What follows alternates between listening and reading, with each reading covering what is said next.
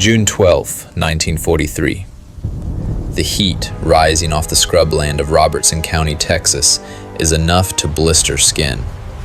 Yet, inside the double perimeter of 12-foot fences, the mood is not one of despair. It is festive. A brass band plays a precise rendition of Wagner. Hundreds of men in regulation shorts sprint across a manicured field, shouting in German, locked in a fierce, professional-level soccer match. The air does not smell of prison sanitation or unwashed bodies. It smells of roasting beef, fresh bread, and pipe tobacco. A delivery truck idles at the gate, unloading not ammunition, but crates of cold beer and ice cream. Outside the wire, a local Texas farmer watches in silence, clutching a book of government ration stamps he can barely use. He is hungry. The men inside, soldiers of Hitler's Wehrmacht, are not. They call this place the Fritz Ritz, and for the American public, it is about to become a national scandal. To understand how the enemy ended up living better than the victors, we must first return to the collapsing front lines of North Africa. May 12, 1943, the Cap Bon Peninsula, Tunisia. The war in North Africa did not end with a whimper, but with a tidal wave of humanity. General Hans-Jürgen von Arnim, commanding the remnants of the famed Afrika Korps, signalled the final surrender. What followed was a spectacle that stunned the Allied High Command. From the dusty hills and the burning scrubland, German and Italian soldiers emerged not in tens or hundreds, but in endless Feldgrau columns stretching to the horizon. In a matter of days, the Allies had captured over 275,000 Axis troops. It was a victory of staggering proportions, greater than the number of prisoners taken at Stalingrad, but it immediately created a logistical catastrophe for General Dwight D. Eisenhower. North Africa was a wasteland of destroyed infrastructure. Water was scarce, food was rationed for combat troops, and diseases like dysentery were beginning to spread through the makeshift holding pens. Keeping 250,000 enemy soldiers in Tunisia was impossible. It would drain the very resources needed for the upcoming invasion of Sicily. The British Isles were not an option. Britain was already an overcrowded fortress, straining under food rationing and preparing for the eventual invasion of Europe. They had neither the space nor the agricultural surplus to feed a new army of hungry mouths. The solution to this crisis came from the mechanics of global logistics. Every day, vast convoys of American Liberty ships arrived in North Africa and Britain, their holds groaning with tanks, trucks, ammunition, and spam. But once unloaded, these ships faced a wasteful inefficiency. They had to return to the United States completely empty. They were deadheading across the Atlantic, carrying nothing but seawater as ballast to keep them stable in the rough ocean swells. The logic was ruthless and brilliant. The United States Army decided to use the prisoners of war as human ballast. The process began immediately. Thousands of German soldiers, many of whom had spent years fighting the open desert, were marched onto the docks of Oran and Casablanca. They were stripped of their weapons, searched, and herded into the deep, cavernous holds of the Liberty ships. For the German prisoners, this journey was a psychological gauntlet. Many had been told by Goebbels' propaganda machine that the Atlantic Ocean was a German lake, dominated by the invincible U-boat wolf packs. Now, locked below decks in cramped, tiered bunks, they faced a terrifying irony. If a torpedo struck their ship, they would be killed by their own comrades. The crossing took 3 weeks of high tension. The ships zigzagged through the dark waters to avoid sonar detection. Inside the holds, the heat was often oppressive, and seasickness was rampant among men used to the solid ground of the desert. Yet there was no torture, no starvation. The Americans followed the Geneva Convention of 1929 to the letter. The prisoners were fed, given medical attention, and allowed on deck in shifts for fresh air. As the convoys approached the American East Coast, the fear among the prisoners began to shift to confusion. They had been told that American cities were in ruins, flattened by the Luftwaffe's long-range bombers. They expected to see a nation on its knees, battered and exhausted by the war effort. Instead, as the ships navigated into the harbors of New York, Boston, and Norfolk, the German soldiers crowded the railings in stunned silence. They saw the skyline of Manhattan, completely intact, glittering with glass and steel in the sunlight. They saw busy shipyards churning out vessels faster than the eye could count. They saw a country that looked not like it was at war, but like it was booming. For many of the hardcore Nazis on board, this was the first crack in the armor of their ideology. But the true shock was yet to come. They were about to board trains that would take them deep into the American interior, to a place where the rules of war would seem to vanish entirely. The journey from the ports of the East Coast to the hinterlands of Texas was a revelation in itself. The prisoners did not travel in the cattle cars they had used to transport their own captives in Eastern Europe. They traveled in upholstered Pullman coaches, watching the American landscape unfold through glass windows. They saw the endless cornfields of the Midwest, the industrial smoke of Pittsburgh, and the sheer, terrifying scale of the North American continent. German officers, huddled over maps, began to do the math. They realized, perhaps for the first time, the geographical impossibility of a German victory. One lieutenant reportedly stared out the window for hours, finally turning to his comrade to whisper, "They have not even mobilized the horses yet." He was looking at tractors. When the trains finally hissed to a halt in towns like Herne, Huntsville, and Mahia, the prisoners stepped out into the blinding Texas heat. They expected barbed wire and dirt pits. What they found were small, meticulously planned cities. The United States Provost Marshal General had issued strict orders. Every POW camp must strictly adhere to the Geneva Convention of 1929. The logic was cold and pragmatic. The US government hoped that by treating German prisoners well, the Nazis would be compelled to treat American POWs, like those airmen shot down over Schweinfurt or Regensburg, with equal decency. This policy was not born of kindness. It was an insurance policy for American lives. The camps in Texas were built to the same specifications as US Army training bases. The barracks were raised off the ground, heated in winter, and ventilated in summer. There were designated mess halls, infirmaries with modern X-ray machines, and expansive recreation grounds. The latrines were sanitary, the showers had hot water, but the true shock came at the first meal. The Geneva Convention stipulated that prisoners must be fed the same quality and quantity of food as the captor's own rear echelon troops. In 1943, the US Army ration was the most caloric in the world.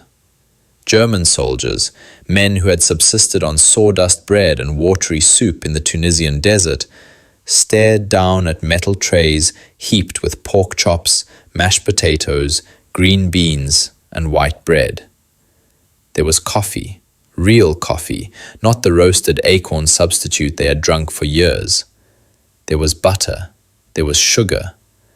To the starved men of the Africa Corps, this was not imprisonment. It was a hallucination. They had expected a dungeon. Instead, they had checked into a resort. And as they settled into their new lives, the barbed wire fences of Texas began to enclose a strange, alternate reality. A golden cage where the Third Reich did not die, but instead began to thrive in the most unexpected way. By late 1943, the transformation was complete. The camps in Texas, Herne, Huntsville, Swift, McLean, had ceased to look like prisons and had begun to resemble bizarre, autarkic municipalities. At Camp Herne, nicknamed the Fritz Ritz by envious locals, The cultural life of the prisoners was more vibrant than that of the town outside the wire. The Geneva Convention allowed officers to refrain from work, and with time on their hands, the German obsession with Kultur exploded. They built elaborate theatre stages, crafting costumes from repurposed mail sacks, and painting backdrops with supplies bought from the canteen. They formed full symphony orchestras, their instruments purchased through the YMCA or donated by local German-American families. On Sunday afternoons, while the war raged in the mud of Italy, the strains of Beethoven and Mozart drifted across the Texas scrubland, played by men who, months earlier, had been manning anti-tank guns. Education became an industry. The prisoners established their own universities within the camps, die Lageruniversitäten, with curricula so rigorous that post-war German universities would later accept their credits. Professors who had been drafted into the Wehrmacht now lectured on law, physics, and Latin to rows of attentive soldiers. They printed their own newspapers, bound their own books, and even brewed their own prohibited schnapps using potato peelings and raisins saved from the mess hall. But the Fritz Ritz was not just a holiday camp. It was also becoming a critical economic engine for the United States. In 1943, America faced a crisis on the home front. Millions of young men were overseas fighting, leaving the vast agricultural fields of the South and Midwest without labor. The cotton was bursting in the bowls. The peanut crop was rotting in the ground. The War Department realized they had a dormant workforce sitting idle behind the wire. The prisoner of war labor program was activated. Tens of thousands of German enlisted men were trucked out to the fields of Texas, Louisiana, and Arkansas. At first, there was tension. Texas farmers, many of whom had sons fighting in Europe, looked at the field grey uniforms with hatred. The prisoners, proud soldiers of the Reich, viewed manual labour as beneath them. But the dynamic shifted quickly. The Germans were disciplined and efficient workers. They marched into the cotton fields in formation, stripped to the waist, and picked with a rhythmic intensity that stunned the locals. In return, they received something that no other prisoner of war in history had ever received: a paycheck. The US government paid the prisoners 80 cents a day in canteen coupons. It doesn't sound like much now, but in 1943, it was enough to buy beer, tobacco, chocolate, and toiletries. For the farmers, the POWs were saviors. They saved the cotton harvest of 1943 and 1944. A strange, uneasy intimacy began to develop. Farmers would pick up the prisoners in their trucks at dawn. They would share water from the same ladle. At lunch, while the guards looked the other way, farm wives would sometimes serve the enemy fried chicken and iced tea. Letters home from German soldiers began to describe America not as a degenerate land of gangsters and cowboys, as Goebbels had claimed, but as a land of limitless abundance and confusing kindness. One prisoner wrote to his family in Hamburg, "I am eating meat 3 times a day. The Americans are strange. They treat us like guests, not prisoners. I do not understand this war anymore." However, beneath this veneer of pastoral harmony and symphonic afternoons, a dark rot was spreading. The Americans, in their adherence to the Geneva Convention, had made a critical mistake. They had allowed the prisoners to govern themselves inside the barracks, and the men who seized control were not the artists or the farmers. They were the die-hard Nazis. But while the cotton fields flourished and the orchestras played, a sinister shadow war was being fought inside the barracks, one that the American guards were woefully ill-equipped to understand, let alone stop. The US Army had made a critical assumption, that once removed from the battlefield, German soldiers would be content to sit out the war. They failed to account for the fanaticism of the Afrika Korps and the U-boat crews. These were not conscripts. They were the ideological vanguard of the Third Reich, and inside the wire, they re-established the Nazi state in miniature. By early 1944, a covert network known as the Camp Gestapo had seized control of almost every major POW camp in Texas. Their goal was simple: to ensure that even thousands of miles from Berlin, no German soldier wavered in his loyalty to the Führer. They enforced a reign of terror that was invisible to the American captors. They set up kangaroo courts in the latrines at midnight. Prisoners who were suspected of being traitors, those who spoke too friendly with the guards, or who expressed doubt about Germany's final victory, were subjected to the Holy Ghost. This was a brutal ritual where a suspect was thrown into a blanket, beaten with socks filled with sand, and left broken on his bunk. The sand left no bruises for the American doctors to document, and the victims were too terrified to speak. The control was absolute. In Camp Herne, the Nazi leadership banned the reading of American newspapers, claiming they were Jewish propaganda. They organised elaborate celebrations for Hitler's birthday, complete with swastika flags stitched together from bedsheets, which the American commandants often tolerated in the name of keeping the peace. The irony was staggering. The United States was fighting a war to destroy Nazism in Europe, yet was inadvertently funding and protecting a pure Nazi sanctuary in the heart of Texas. The Fritz Ritz had become a petri dish for fascism, preserved in the amber of American benevolence. Outside the wire, the mood was turning ugly. The secret could not be kept forever. As the casualty lists from Normandy and the Pacific began to fill the local newspapers in 1944, the sight of well-fed German prisoners became an open wound for the American public. In small Texas towns, mothers whose sons had been killed by German 88s watched as trucks full of laughing, shirtless German prisoners drove by on their way to the movies. Rumors began to fly. There were whispers that the prisoners were being given priority for cigarettes and chocolate, items that were strictly rationed for American civilians. A congressman from Texas exploded on the floor of the House, waving a menu from a POW camp and shouting, "Our boys are eating K-rations in the mud, while the Hun is eating steak in Texas." The press latched onto the story. Headlines screamed about coddling and the Fritz Ritz. Letters flooded the War Department, demanding an end to the luxuries. "Why are we fattening them up?" one angry letter read. "They should be breaking rocks, not playing soccer." The pressure on the Provost Marshal General was immense. The policy of strict adherence to the Geneva Convention, designed to protect American boys, was now being viewed as a betrayal of them. The US Army was caught in a vice. If they cracked down and removed the privileges, Germany might retaliate against American POWs. If they did nothing, they risked a domestic riot. But inside the camps, the tension was no longer about food or cigarettes. It was about blood. The Camp Gestapo had decided that beatings were no longer enough. The time had come to purify the ranks. In the sweltering heat of a Texas night, the first execution was planned.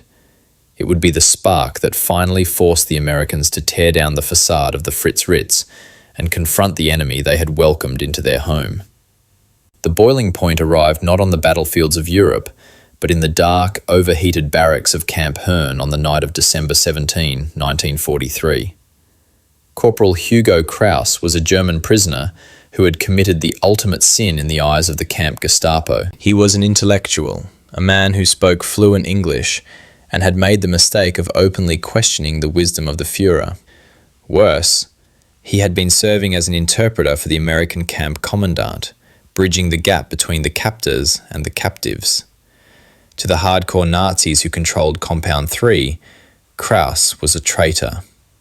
For weeks, the intimidation had been subtle. A note left on his bunk, a cold stare in the mess hall. Then, the Holy Ghost visited him. He was ambushed in the latrine, a blanket thrown over his head, and beaten with sand-filled socks, a warning to get back in line. But Krauss refused to be cowed. On that December night, the warning turned into a sentence. A group of 6 to 7 masked prisoners, armed with clubs fashioned from lead pipes and boards ripped from the floor, surrounded Krauss's bunk. The attack was savage, efficient, and loud enough that other prisoners must have heard the screams. Yet, no one moved. The fear of the Nazi leadership was so absolute that hundreds of men lay in their bunks, paralyzed by terror, listening to the sound of breaking bone. When American guards found Krauss the next morning, his skull had been crushed. He died in the camp hospital hours later. The murder of Hugo Krauss sent a shockwave through the War Department in Washington. It shattered the illusion that the golden cage policy was working flawlessly. The Americans realized with horror that they were not running a prison. They were running a sanctuary for the very ideology they were fighting to destroy. And Krauss was not an isolated incident. At Camp Tonkawa in Oklahoma, a prisoner named Johannes Kuntz was beaten to death for passing information to the Americans. At Camp Concordia in Kansas, a kangaroo court sentenced a captain to death by forced suicide for simply suggesting that Germany might lose the war. The Camp Gestapo had established a shadow government with a reach that extended across the entire continental United States. They utilized a terrifying tool of control, the straw poll. In the dead of night, Nazi leaders would pass small slips of paper down the rows of sleeping men. The question was simple. Are you a National Socialist? Yes or no? Those who wrote no, or who refused to answer, were marked. The next morning, they would wake up bruised, broken, or ostracized, cut off from the camp's social life, refused service in the canteen, and psychologically isolated. The American commandants were furious, but they found themselves in a strategic, paralyzed trap. General Provost Marshal Archer Lurch wanted to crack down. He wanted to segregate the hardcore Nazis, strip them of their privileges, and execute the murderers. But the State Department intervened with a terrifying counter-argument. There were nearly 100,000 American soldiers currently being held in German POW camps, mostly airmen from the 8th Air Force held in the Stalag Luftcamps. Intelligence reports suggested that the German High Command was watching the treatment of their prisoners in Texas like hawks. The logic was brutal. If the US Army executed the murderers of Hugo Krauss, the SS might retaliate by executing American pilots in Germany. If the Americans cut the rations in Texas, American boys in Bavaria might starve. The United States was held hostage by its own humanitarianism. The Fritz Ritz had to stay open, and the stakes had to keep coming, because the alternative was a massacre of American troops in Europe. For most of 1944, the stalemate continued. The Nazis inside the camps grew bolder, believing they were untouchable. They mocked the American guards, gave the Heil Hitler salute openly at roll call, and celebrated German victories on the radio. But history was about to intervene. As the Allied armies crossed the Rhine and the concentration camps of the Holocaust were liberated, the equation changed.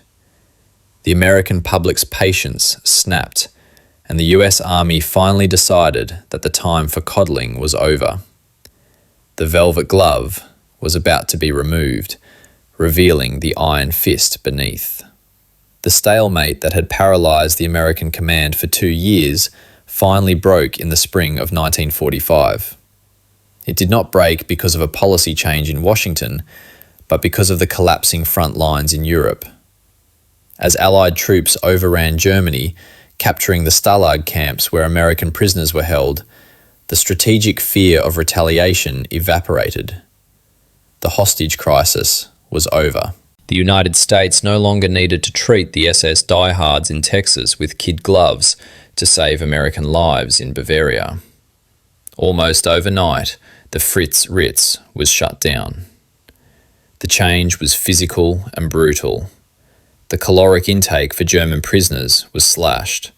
The steaks, the beer, and the white bread disappeared, replaced by salted herring, cabbage, and the same meagre rations that the civilian population of liberated Europe was eating. The canteens were closed. The sale of cigarettes was banned. The golden cage had its door slammed shut. But the true climax was psychological. The United States Army prepared a weapon far more devastating than hunger. It was a weapon made of celluloid. In late April and May 1945, as the world learned the true horror of what had happened behind the German lines, the US War Department issued a mandatory order. Every German prisoner of war in the United States must confront the reality of the Holocaust. The process was industrial in its execution.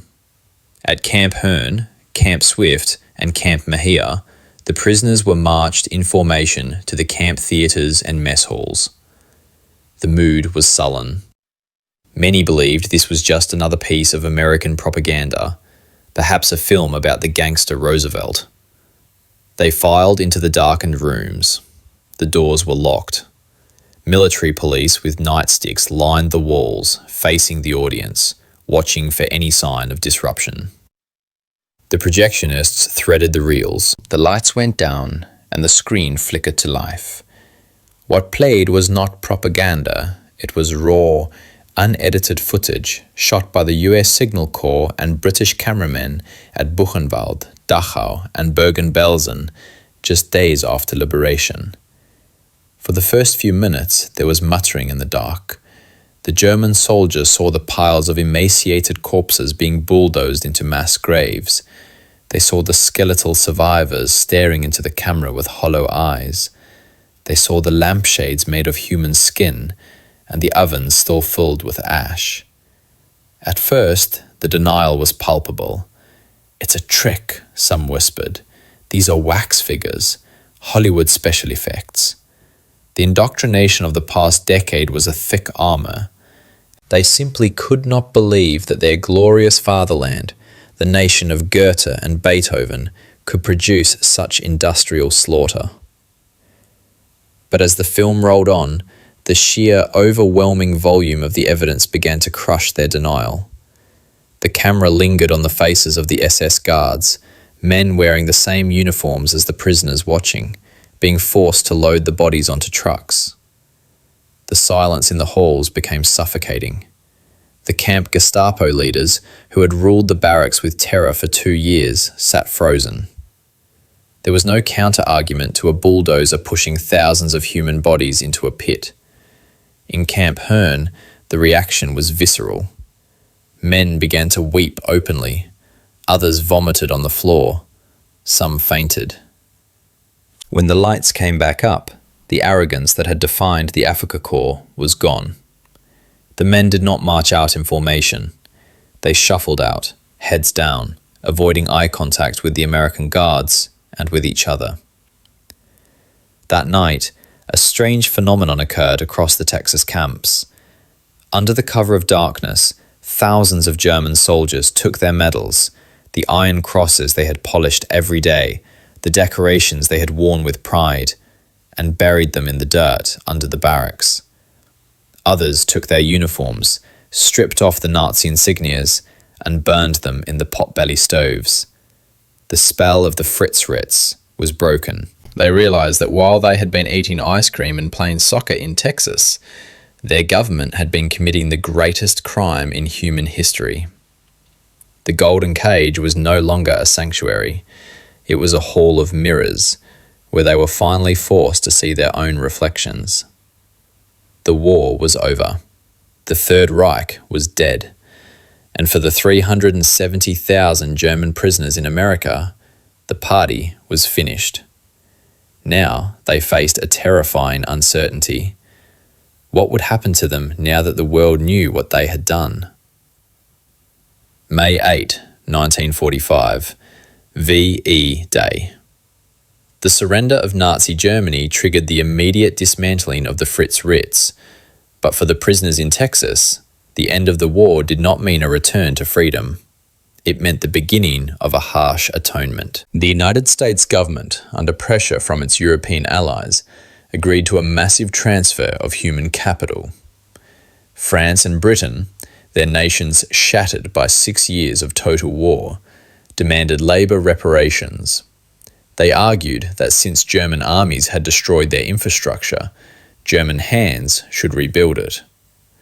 The trains that had brought the Africa Corps to Texas in 1943 now arrived to take them away. The mood was somber. The soccer balls were deflated. The orchestras packed away their instruments. As the prisoners marched out of Camp Hearn and Camp Swift for the last time, many looked back at the barracks with a strange sense of loss. They were leaving the best conditions they had ever known for a future that looked bleak.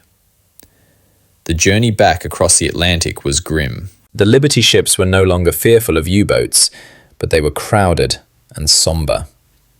When the prisoners disembarked, they were not in Hamburg or Berlin, they were in Le Havre, Liverpool, and Antwerp. The contrast was brutal. In Texas, they had picked cotton for 8 hours a day and eaten steak for dinner. In post-war France, they were clearing minefields and rebuilding bombed-out bridges on starvation rations. The French guards, fueled by years of brutal occupation, had little patience for the Geneva Convention. Many German soldiers who had gained weight in Texas withered away in the mud of Northern Europe. They wrote desperate letters to the American farmers they had worked for in Texas, begging for food parcels. In a twist of supreme irony, Texas families, the supposed enemies, began shipping boxes of Spam, chocolate, and cigarettes to the men who had once tried to kill their sons. For those who were eventually repatriated to Germany in 1946 and 1947, the homecoming was a final, crushing psychological blow. They stepped off the trains into a lunar landscape. Cities like Cologne, Hamburg, and Dresden were nothing but piles of brick and twisted steel. The invincible Reich was a graveyard. Their families were living in cellars, freezing and starving. The prisoners, still healthy and relatively well-fed compared to the civilian population, thanks to their time in America, were viewed with suspicion by their own countrymen. They were the lucky ones, the men who had set out the war in the golden cage while Germany burned. But amidst the ruins, a profound shift occurred in the minds of these returnees. They had seen their enemy up close. They had lived in his house, eaten his food, and worked his fields. They realized that the propaganda they had been fed since childhood, that Americans were soulless, mongrel gangsters, was a lie. They had seen a society that, despite its flaws, was functional, prosperous, and capable of mercy. This realization would become the foundation for one of the most remarkable geopolitical pivots of the 20th century. The most enduring legacy of the Fritz Ritz, however, was not found in the history books of the Third Reich, but in the mailboxes of rural Texas. Starting in late 1946, as the International Postal Service was restored, strange letters began arriving in towns like Hearn, Huntsville, and Kaufman. They were written in broken English, postmarked from the ruins of Hamburg, Frankfurt, and Munich. They were from the former prisoners. They were not writing to curse their captors. They were writing to the farmers who had hired them. They asked about the cotton harvest. They asked about the farmers' children. And, most desperately, they asked for help. The response from Texas was extraordinary. Families who had lost sons fighting the Germans now found themselves boxing up old clothes, canned milk, and sugar to send to the men who had once been their enemies. The human bond formed in the cotton fields proved stronger than the geopolitical hatred of the era. This connection sparked a wave of immigration that the US State Department never predicted. In the 1950s, as West Germany began its economic miracle, thousands of former POWs applied for visas to return to the United States. They did not want to visit, they wanted to stay. They returned to the scene of their imprisonment not as soldiers, but as bakers, mechanics, and engineers. They brought their wives and children. They settled in the very towns where they had been held behind wire. To them, Texas was not a prison state. It was the land that had treated them with dignity when their own government had treated the world with cruelty. Today, if you drive through Robertson County, Texas, the physical remnants of the Fritz Ritz are hard to find. The barracks at Camp Hearn are mostly gone, reclaimed by the scrub oak and the heat. A few concrete foundations remain, cracking in the sun. There is a small museum now, preserving the artifacts of that surreal time. A soccer trophy carved from wood, a watercolor painting of the Texas sky, a letter from a German soldier thanking an American doctor for saving his leg. But the true monument is invisible. It exists in the geopolitical alignment of the Cold War. Historians now argue that the Golden Cage policy, for all its controversy and the fury it caused among the American public, was a strategic masterstroke. By treating 370,000 German soldiers with humanity, the United States inoculated a generation of German men against fanaticism. When they returned to rebuild West Germany, they did not return with hatred for America. They returned with a profound respect for democracy. The Fritz Ritz helped turn the bitterest of enemies into the staunchest of allies, cementing the bond that would hold the Iron Curtain at bay for the next 40 years. Looking back, the story of the Nazi POWs in Texas remains one of the most provocative paradoxes of World War II. It forces us to confront an uncomfortable question about the nature of justice. Was it fair that German soldiers ate steak while American GIs ate cold rations in the mud? No. It was a visceral injustice that rightfully infuriated a nation. But war is rarely about fairness. It is about objectives. The United States Army, bound by the Geneva Convention, inadvertently stumbled upon a weapon far more powerful than the rifle or the tank. They weaponized decency. In the face of an enemy defined by its brutality, America responded with an aggressive, almost confused generosity. They killed the ideology of Nazism not just by destroying its armies, but by showing its soldiers a better way to live. The men who played soccer in the Texas heat eventually went home and built a democracy.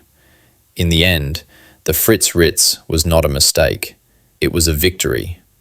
It proved that while you must defeat your enemy on the battlefield, the only way to truly win the peace is to recognize the human being beneath the uniform.